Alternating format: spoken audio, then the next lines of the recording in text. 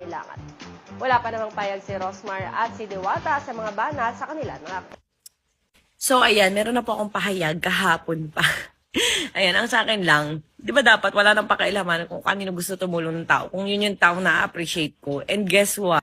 And FYI lang pala, hindi lang naman si Diwata yung tinutulungan ko. Ang dami ko natutulungan yung isang ampulubin na namit ko doon or nung taong grasa or homeless na namit ko doon sa pagpunta ko kay Diwata. Ay, yung staff ko na, nandun, yung binigyan ko ng 10 kiyaw.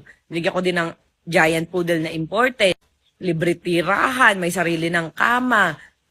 Walang ginagastos, libre pagkain kahit ilang beses kumain, 'di ba? Alam mo yun, tas ginawan ko pa ng page para kasi nga para ang dami na nagsusupport sa kanya. From wala yun na ako pa nagawa ng page 0 to 'di ba?